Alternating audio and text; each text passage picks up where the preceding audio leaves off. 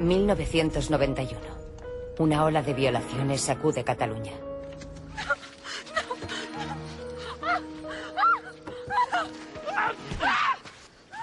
La mayoría de las víctimas son menores de edad. Los agresores extremadamente violentos les roban, violan a las mujeres y golpean a sus acompañantes.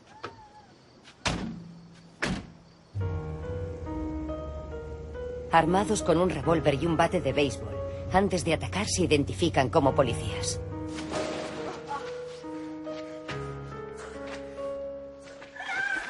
Por favor, dejadme.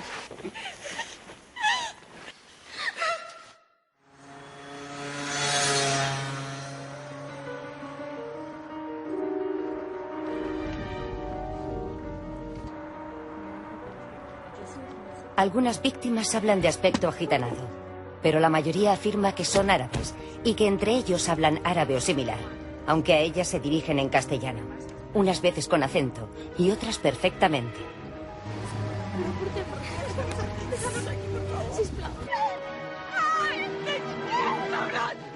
En casi todos los asaltos utilizan el mismo vehículo, un Renault 5 con matrícula de Barcelona, 7661 FW.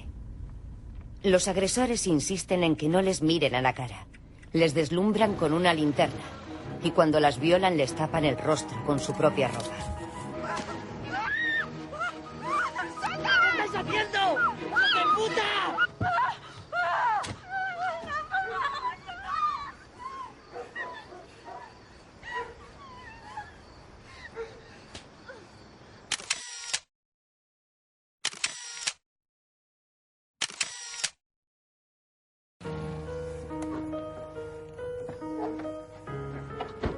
Según las víctimas, los agresores son dos. Uno de 1,70 m, obeso, con entradas y coronilla y de unos 45 años. El otro de aproximadamente 1,80 m, descrito a veces con bigote, con los rasgos de la cara muy marcados y de unos 30 años de edad.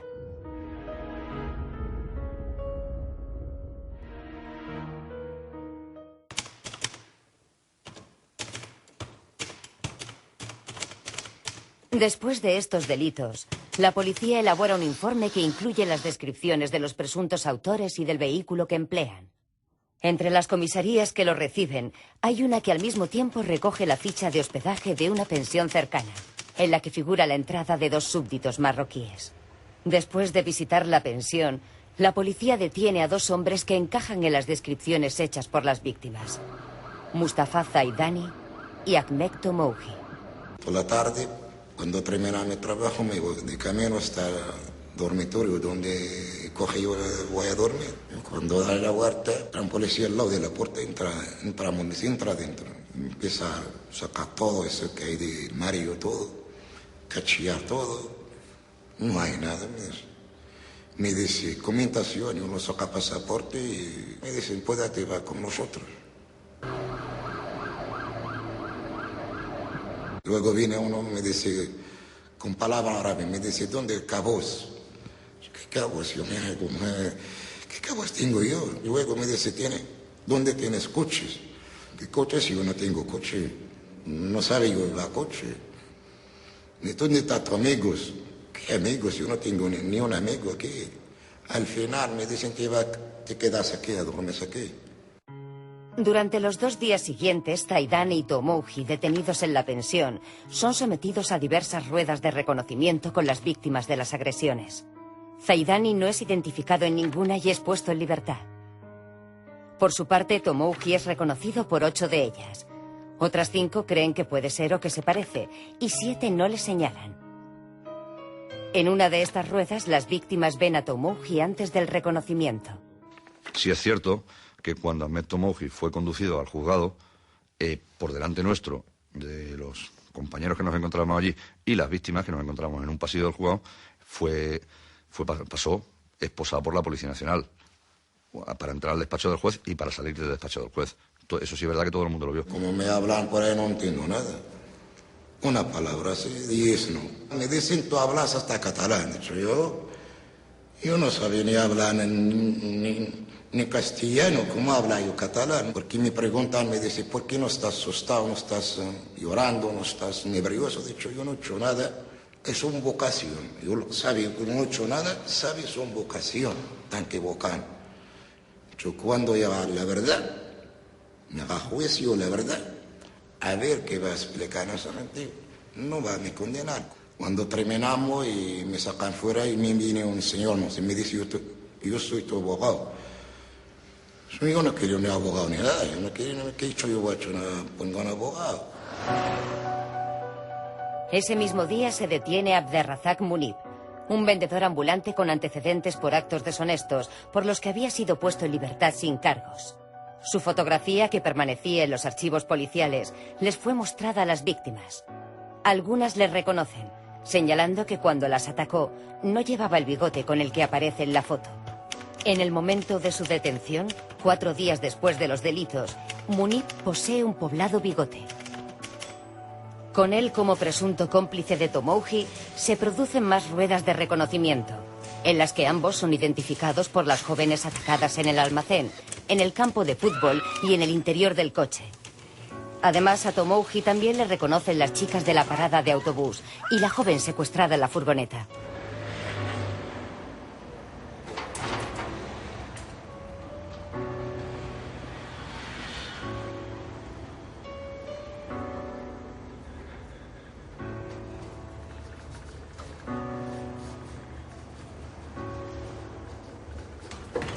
Llegamos a la cárcel, 2 o 3 días, y está llegada la hora de comida.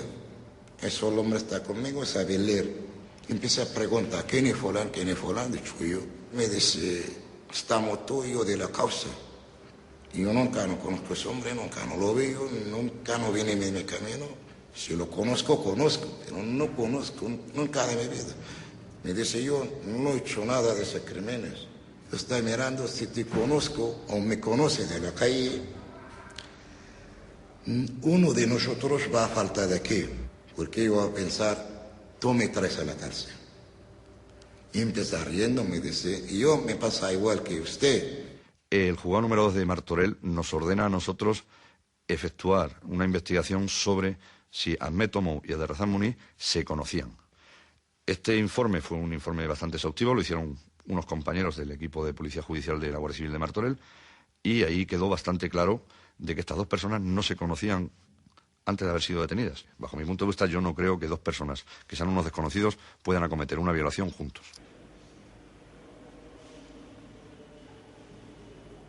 Después de ser identificados, a Tomouji y a Munib se les imputan 11 delitos de violación, intento de violación, robo, lesiones y detención ilegal. Durante la instrucción de los sumarios, son defendidos en cada causa por diferentes abogados de oficio. Ni al señor Tomouji ni al señor Munib se le encontró ningún objeto relacionado con las víctimas, ni ningún objeto utilizado en la comisión de los hechos delictivos. Cualquier cosa llevas de mi cuerpo, llevarla. Para jueces, para esas cosas. Si quieres carne, puede aguantar para me cortar un trozo de carne.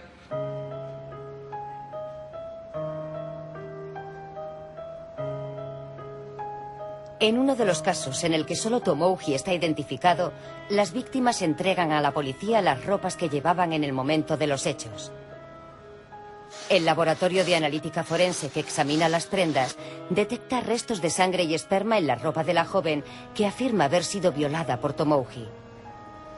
Después de comparar los datos de estas muestras con los de su sangre, el laboratorio dictamina que los marcadores genéticos de Tomouji no coinciden con los hallados en la ropa de la víctima.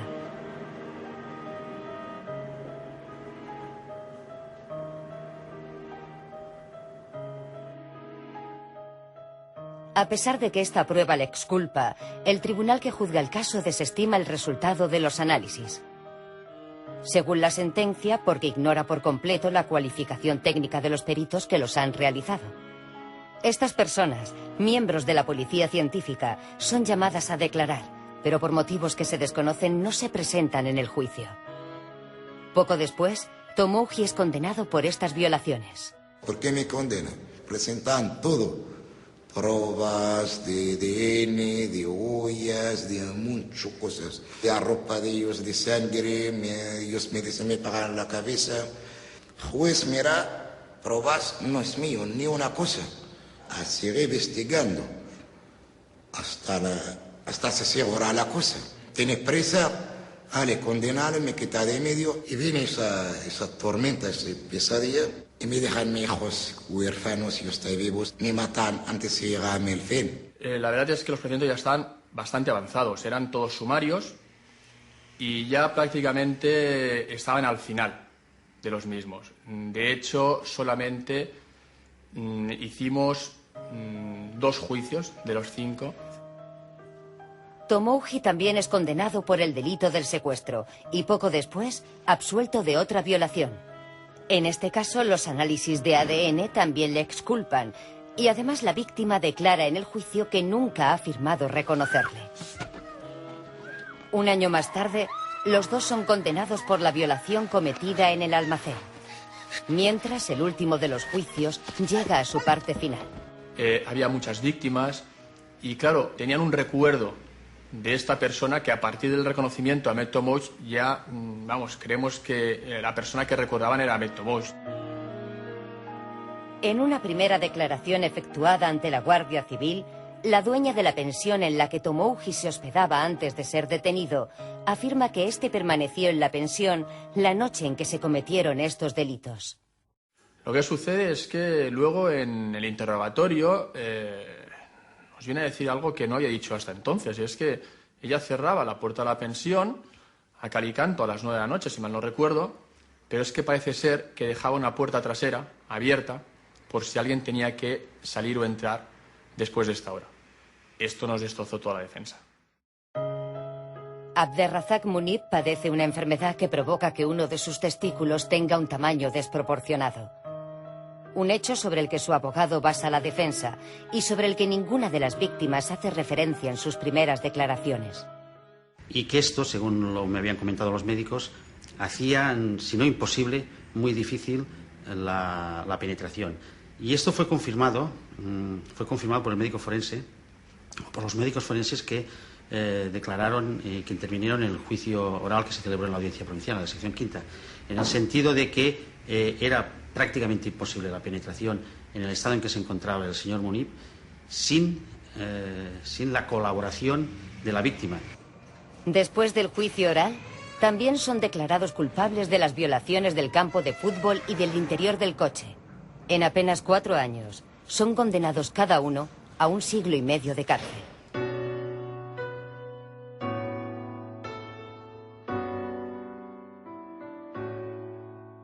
Desde luego, cuando me condenan todo y hasta ya no tengo nada donde vaya a reclamar más, y primero tiene que olvidar todo. Mi teléfono, ni cartas, si no voy a escuchar, no quiero escuchar ni noticia, ni buena ni mala de mi familia. Yo no me tiro mano de nada, no comieron crimen, me cambiaron el nombre. Me llamaron el hombre más feo del mundo.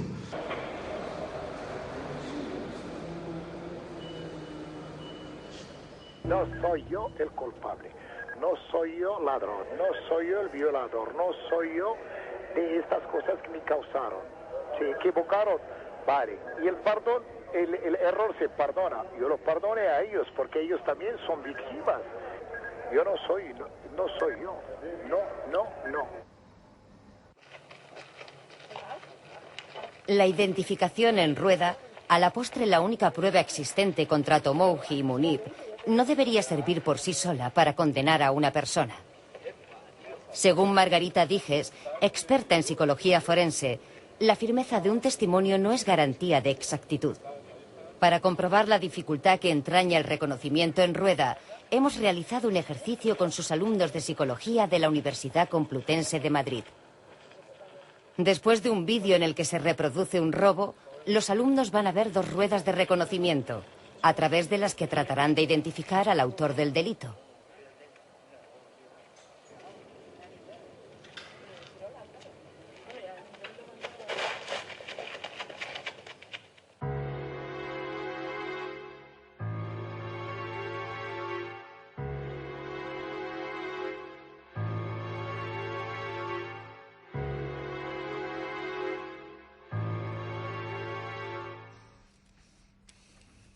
Imaginad que la policía os ha enseñado esas fotografías, pero que mañana tiene a un sospechoso distinto y os vuelve a llamar a la comisaría porque piensa que a lo mejor puede haber habido algún error la primera vez o que necesita tener información.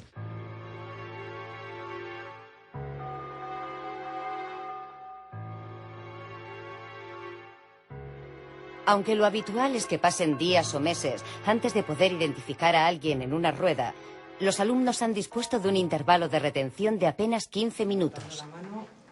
En la primera rueda, el 55% afirma que el autor del robo no está presente y el resto señala por error a otro. En la segunda, en la que sí aparece el autor del delito, el 42% señala correctamente al número 2. El 35% señala a otros y el resto se equivoca diciendo que el verdadero autor no está en las ruedas. Pero no todos los que aciertan en la primera lo hacen también en la segunda, por lo que en realidad solo 11 de los 31 alumnos aciertan en las dos ruedas.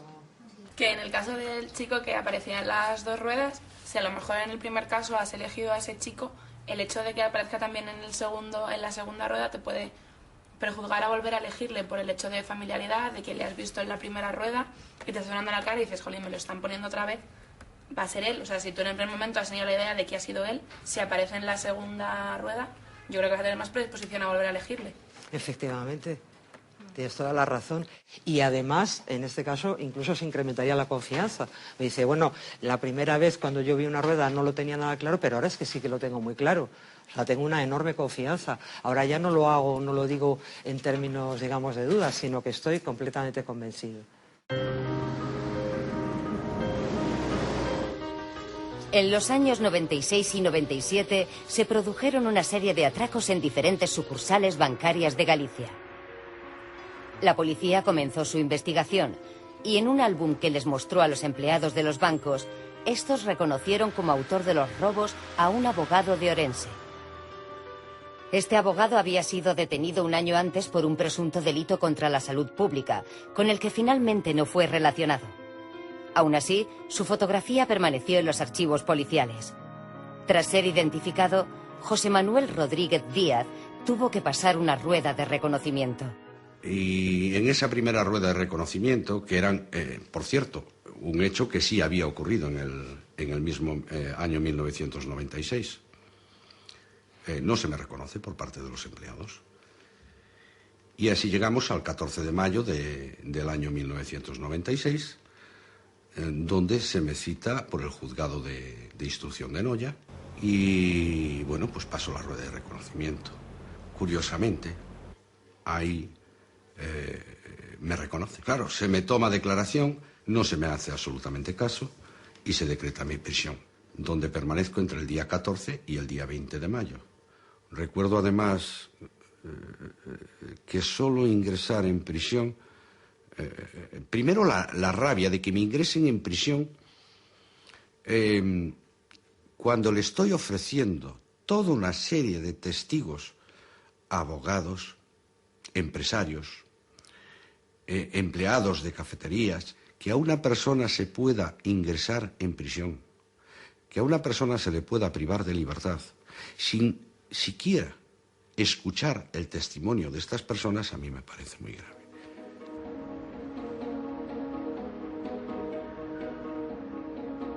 Finalmente, los testigos aportados por José Manuel pudieron declarar ante el juez, que poco después le puso en libertad a la espera de un juicio que decidió no preparar.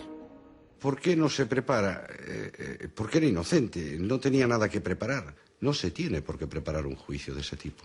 La impresión mía personal ha sido mala a partir de los 10-12 minutos de iniciarse el juicio.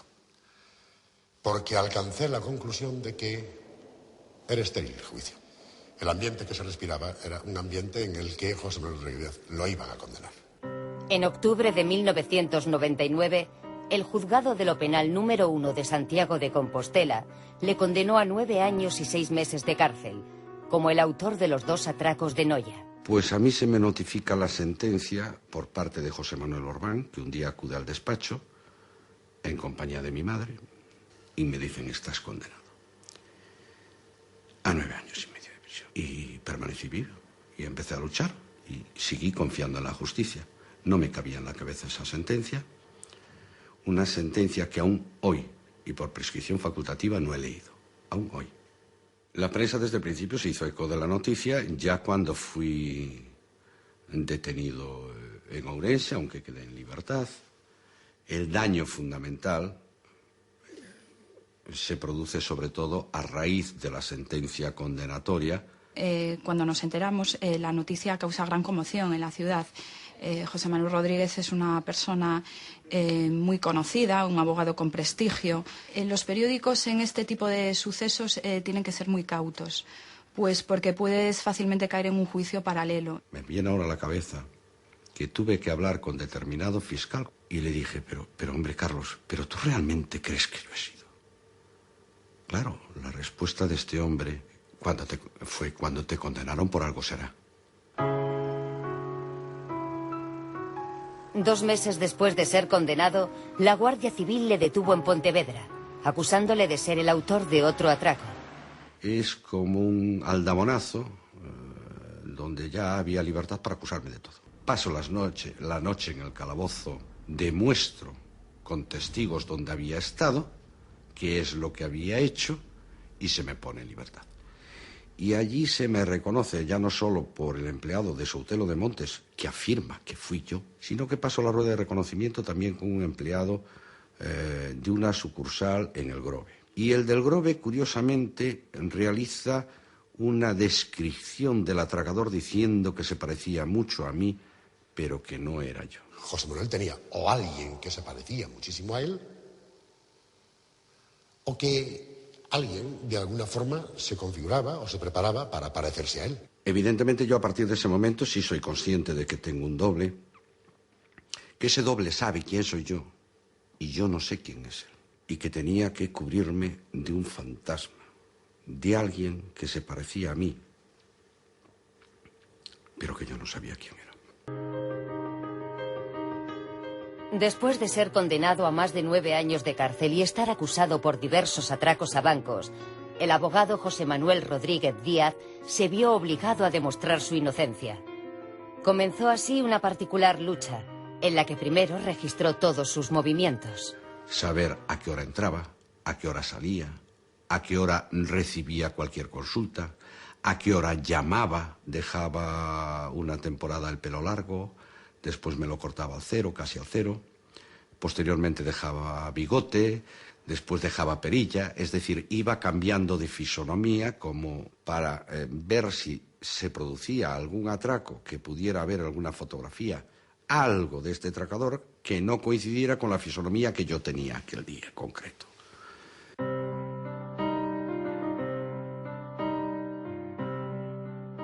En marzo de 2000 se emitió una orden de detención y puesta a disposición judicial contra José Manuel como presunto autor de otro asalto a un banco. La Guardia Civil de Orense le citó en el cuartel. Llamo a la secretaria. Elena, por favor, ¿me subes a la Guardia Civil la agenda? Sube la agenda y efectivamente el día 29 de febrero del año 2000, a las 14 horas, coincidía que tenía de testigos a 2 abogados que no eran de mi despacho, otros 2 abogados, y tenía de testigo incluso a una periodista. Me quedo tranquilo. Yo había llamado a su despacho de Ourense por teléfono sobre la 1:30 del mediodía y había estado hablando en torno a los 15, 20 minutos con él.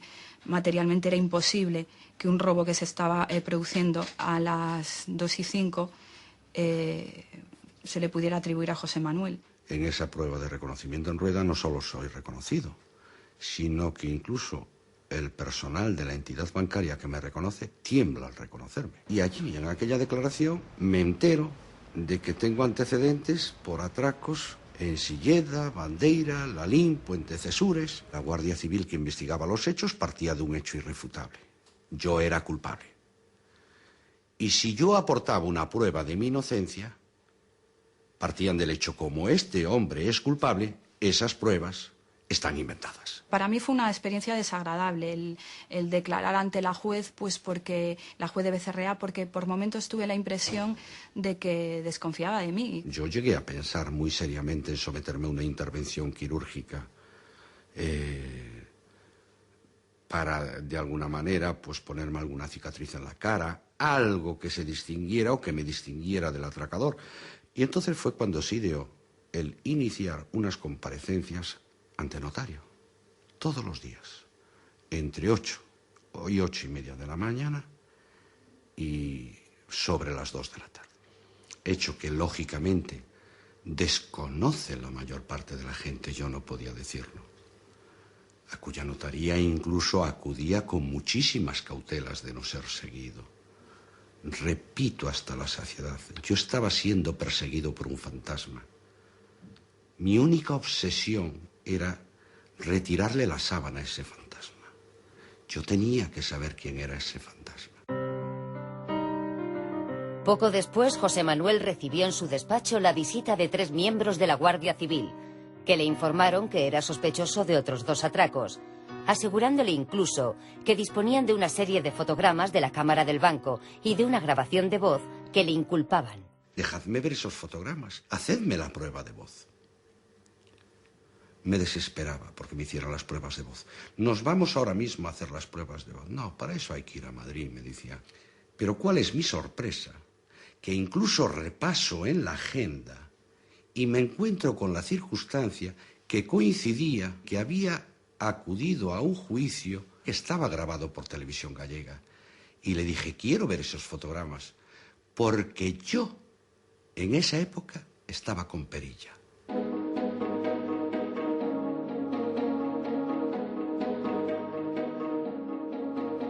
Dos meses después, José Manuel fue detenido en plena carretera cuando regresaba de un juicio.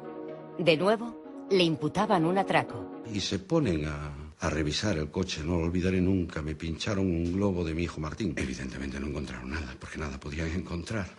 Aquella misma tarde recibo la visita de 2 guardias civiles, de aquí de Orense, y me dice, ¿qué medidas estás tomando? A él sí le comuniqué que estaba acudiendo al notario y que estaba por la mañana en la cafetería Nueva York, donde tomaba el desayuno todos los días. El camarero anotaba en la agenda la hora de entrada y la hora de salida. En la cafetería le llevamos unas firmas de todos los días, a la hora que pasaba y la hora se lo justificábamos nosotros a la policía judicial. Salvo que el atracador dejaba de cometer actos delictuales, eso sería para nosotros desastroso. O si cometía uno solo, las posibilidades de que las actas notariales nos fuesen útiles eran visibles. Yo tenía muy claro que estaba en prisión caminando por la calle. Algo tan sencillo. Y que yo no era libre para hacer lo que me diera la gana durante muchos años. Poco más tarde, José Manuel fue identificado por el empleado de otro banco atracado. Un abogado amigo suyo le comunicó que le habían reconocido. ¿Aún no te detuvieron? Me dijo, no, ¿por qué? Jolín, fuiste a atracar a mi pueblo. Automáticamente me voy al notario, recojo copia del acta. Me dice sin lugar a dudas que has sido tú. Cuando ve el acta, alucina. En ese momento, sin llegar a Caldas de Rey, José Manuel, en cierto modo, revivió. Por primera vez se sintió fuerte. En esa prueba de reconocimiento en rueda, se me reconoce sin duda alguna. Y también me reconoció la voz. Y, viendo que la decisión judicial fuese la del ingreso en prisión, que lo iba a hacer, sacar el acta para poder desmoronar la montaña que se había hecho. Claro, el vuelco que se produjo fue tremendo. Yo recuerdo a la juez diciendo, bueno, está usted completamente en libertad a partir de este momento. Claro, para la juez había sido un sorpresón. Alguien que demostraba su inocencia, por fin en aquel momento había demostrado mi inocencia. Después de 118 comparecencias ante el notario, por fin coincidió. Claro, ya las cosas cambiaron mucho. Aún tomé, por si acaso, medidas de precaución, aún seguía acudiendo al notario. Había llegado a un extremo la situación que, si no coincidía la comparecencia del acta notarial, en este momento yo no estaba aquí. En este momento yo estaría en un centro penitenciario. Yo llegaba a casa y cada vez que estaba con mis hijos, llegaba a pensar que podía ser la última vez que les tocase. Yo había incluso llegado a imaginar que si ingresaba en prisión no volvería a ver a mis hijos porque jamás consentiría que me vieran en prisión.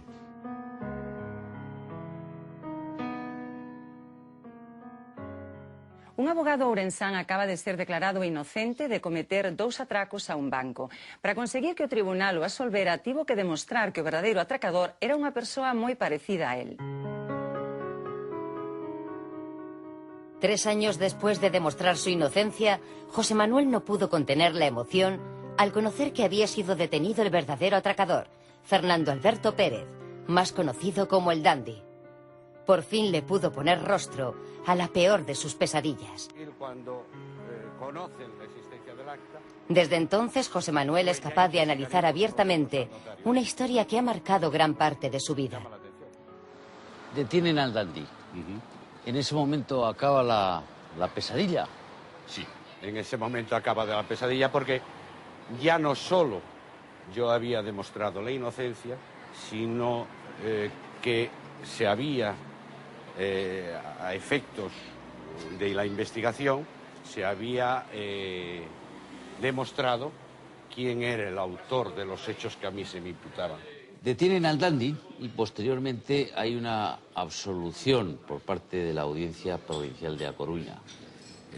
Concretamente, mediante sentencia, que curiosamente tiene fecha inmediata posterior, creo recordar que Alberto Pérez Fernández lo detienen el día 12 de febrero y curiosamente al día siguiente de su detención, tras más de 3 años, casi 3 años y medio de recurso de apelación, la sentencia de la Audiencia Provincial corrige el error del Juzgado de lo Penal de Santiago de Compostela y dicta sentencia absolutoria. ¿Y cómo encara ese futuro personal y profesionalmente? El futuro personal, de la misma manera. Evidentemente he sufrido una pesadilla, ya he despertado de ella y será algo con lo que tendré que convivir. Si echo la vista atrás veo a otro José Manuel Rodríguez Díaz, veo a otra persona, veo a otro ser humano y veo a un ser humano mejor. Me han obligado a cambiar a peor. Veo una familia, un despacho que estaba yendo para arriba. Veo muchas cosas que he perdido, porque al final tengo que reconocerlo, el que cambié fui yo. Veo todo eso, y eso todo estoy tratando de recuperarlo.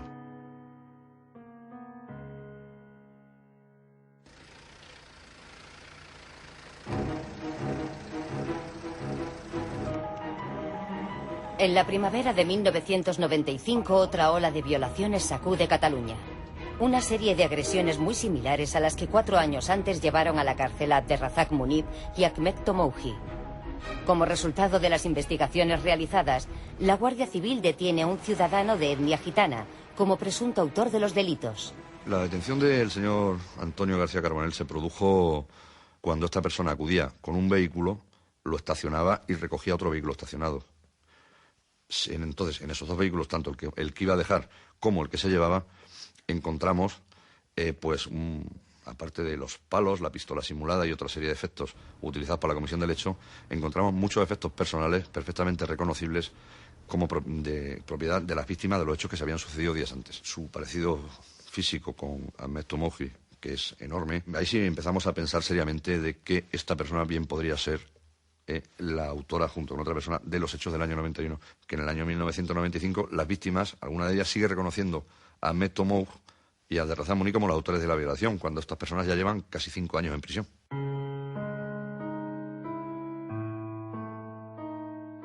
En base a esta incertidumbre, la Guardia Civil realiza una investigación para determinar la posible participación de Carbonell en los hechos por los que Tomouhi y Munib están condenados. Y es cuando se le realiza el primer informe, en el cual se le relacionan todos los hechos habidos un año y el otro, en base al modus operandi y a todas las circunstancias que coinciden en unos y otros hechos, y lo sometemos a la valoración de la Fiscalía. Y se le propone la realización de las pruebas de ADN en el año 95, que solo son 4 años de diferencia. El ADN avanza muchísimo. Debo decir que lo único que era posible en este caso es la aparición de algunas pruebas nuevas que no hubieran podido ser presentadas en el juicio. Con las pruebas que teníamos para los ciudadanos condenados, que se hiciera una prueba para Carbonell.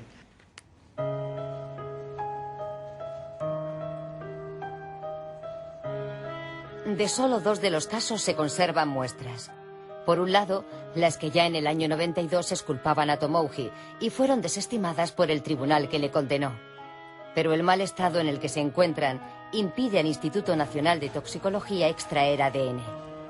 Con las pertenecientes a la violación cometida en el almacén, las otras que se analizan, no ocurre lo mismo. Las muestras que se recogieron en la violación de Olesa de Montserrat en el año 1991 se corresponden biológicamente con Antonio García Carbonell. Y se demuestra igualmente de que no tienen nada que ver los 2 ciudadanos árabes detenidos. Las Reyes, eso me que trae mucha esperanza para mi libertad. Me necesitaron un hombre muy valiente y llegaron una noticia buena. De hecho, ahora, por lo menos, llevamos a 5 años. La justicia ahora, como decir, va a meter la mano a la obra, a trabajar. Con los datos de estos análisis en su poder, el Tribunal Supremo anula la sentencia que les condenaba por la violación cometida en el almacén.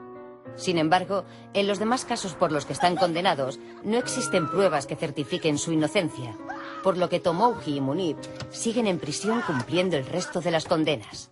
Y cogen culpables, no puede dejar a nosotros dentro. Salir la verdad. Por ahí me sentí muy triste. Porque yo estoy aquí. ¿Qué está haciendo yo aquí?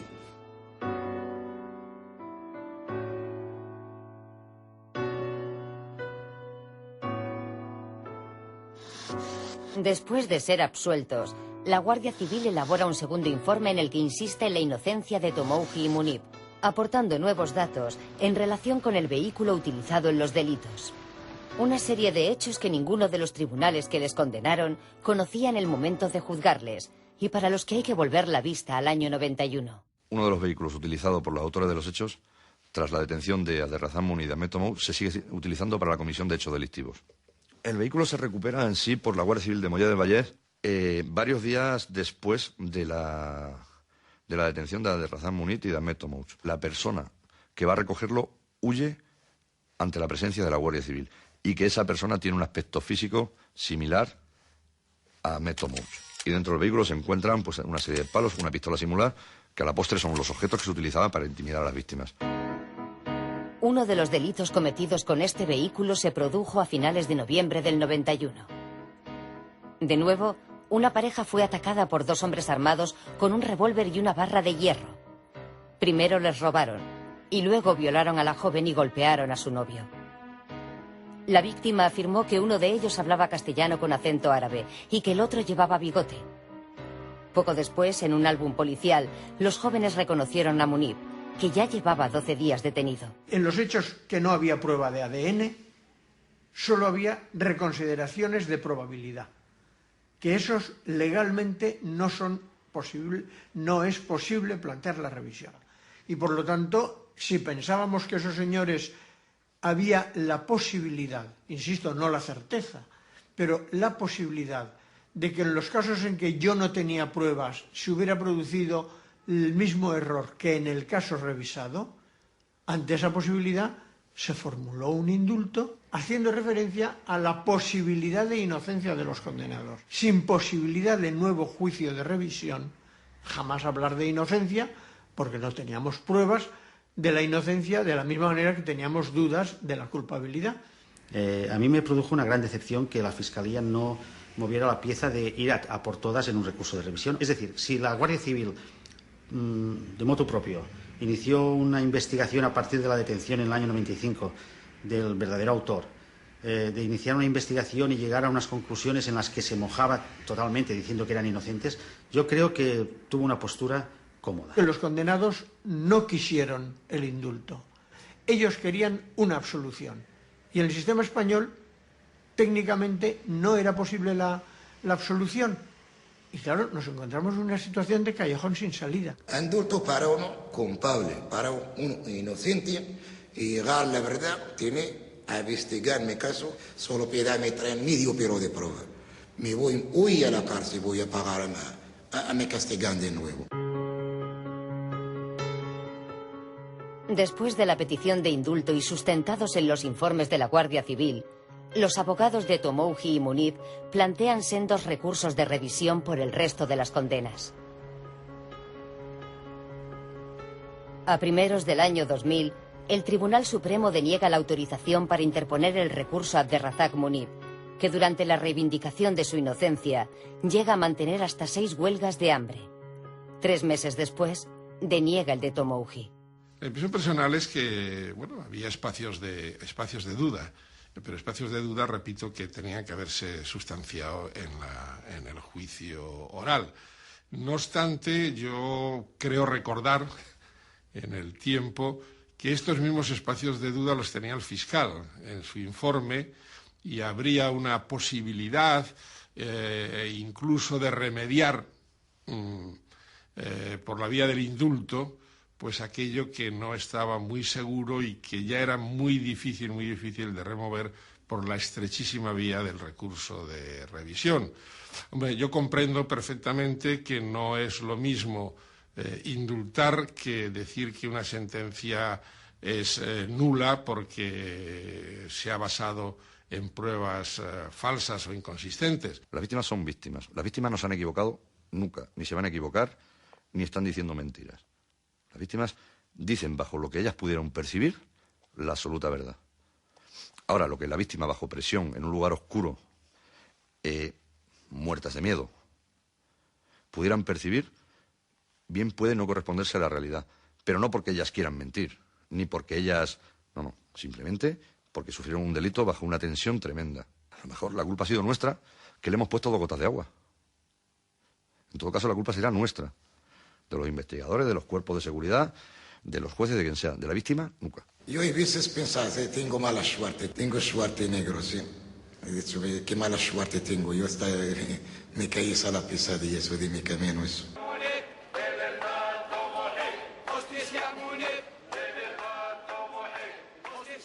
La repercusión social del caso de Tomouji y Muniz alcanza su punto álgido tras el rechazo del Tribunal Supremo. Pues la gente que va a la manifestación para demostrar que está apoyando y ayudando a una persona humana inocente totalmente. Poco después de esta negativa, Abderrazak Muniz fallece de un infarto en su celda de la prisión de Cambrians.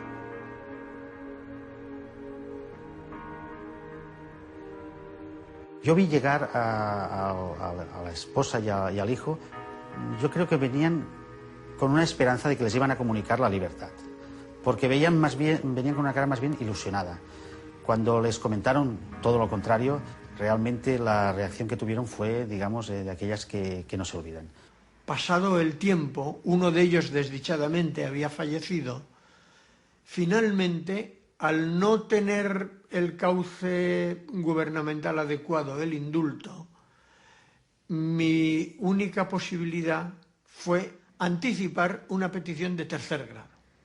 Se negó también a hacer las salidas y realmente nos encontramos en una situación que es, en los 43 años de fiscal que yo he vivido, la única ocasión en que el fiscal, el director general de prisiones, la administración penitenciaria, todos juntos deseamos que alguien salga de la cárcel y él no quiere salir.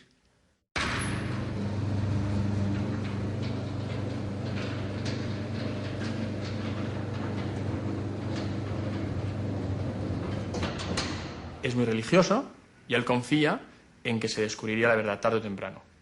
De todas maneras, después del recurso de revisión, aún nos quedaban 2 recursos que interponer. Nosotros necesitábamos interponer el recurso de amparo, teníamos que agotar todos los recursos en España para ir al Tribunal de Estrasburgo. Ni caso. Sigue misma historia. Y la justicia tiene que ser para todo, para rico, para que llevar poder, para pobre igual. Si mete la mano de alguien, va a castigar. No mete nada, tiene que investigar bien, a dar a la calle. Al final de todo, después de la resolución del Tribunal de Estrasburgo, tampoco el gobierno ha resuelto este indulto.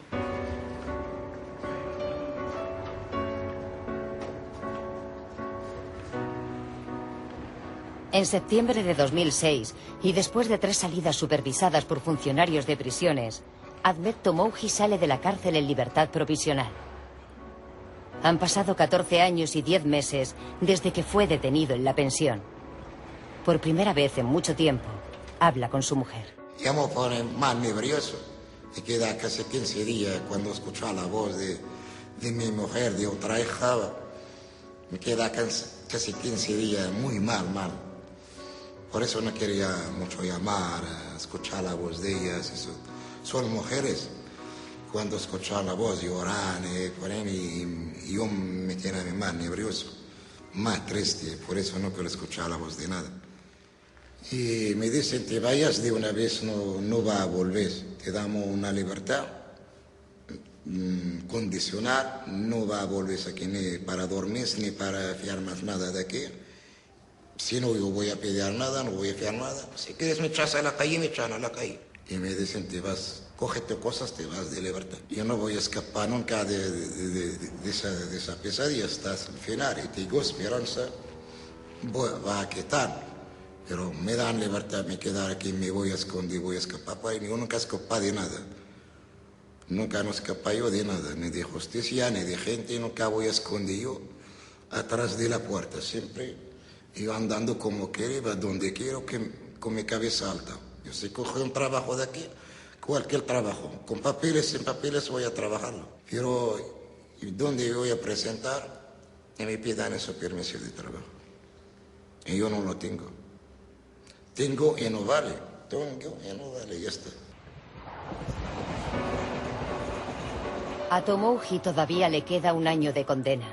Y hasta abril del 2009 no podrá salir de España y regresar a Nador, su ciudad natal.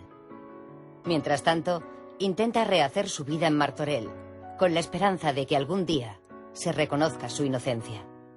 Y en el contexto de su cultura, el honor. Honor, eso me quitan todo. Me quitan honor, me quitan mi familia, me quitan mi juventud, me quitan mi futuro. Eso, y sí, por eso me quitan todo. Y sabiéndose usted inocente, ¿cómo era la vida dentro de la prisión? Muy difícil. Tengo una vida muy difícil, pero intentando, sacando cualquier fuerza, aguantarla para esa pesadilla. Porque si no aguanto, puede pasar por ahí un loco, perdió de todo mi cabeza, o me pasa algo, un infarto o algo. 15 años en prisión, 15 años en la cárcel. Eso a cualquier persona, a usted, eso le deja claramente una huella. Como dicen así, claro, se va a dejar una huella para mí, para mucha gente igual que yo, inocentes, dejar una huella, una marca más fuerte, muy fuerte. ¿Y cómo reflejaría usted esa huella que tiene? Esa huella siempre no va a quitar ni de cuerpo, también de corazón, no va a quitar de mi cabeza ni de corazón. ¿Se acuerda usted de Nador? Sí, mucho, donde he nacido, donde está caminando, cuando estoy niño no va a olvidar. De cualquier parte. ¿Va a volver? Si tengo familia por ahí, claro, voy a volver. Para mi familia ya se tiene que meter por ahí. ¿Cuándo? Eso no sé, eso no te va, digo, cuando se queda vivo, voy a volver a mirar a mi familia, pero te voy a dar fecha cuando, no lo sé. ¿Tiene ganas de verla, a su mujer? Mucho. ¿De ver a su hija? Mucho, sí. Eso me queda a mi padre, a ver si que encontrar vivo. Al final, llegar a la verdad, siempre la verdad, porque la verdad solo hay una. De primero vienen muchas mentiras encima de la verdad, pero la verdad sería poco puede venir encima de mentiras. Si me dan libertad, si me quitan todo, pero la pesadilla no va a quitar hasta el fin, hasta el último día de la vida. Nunca.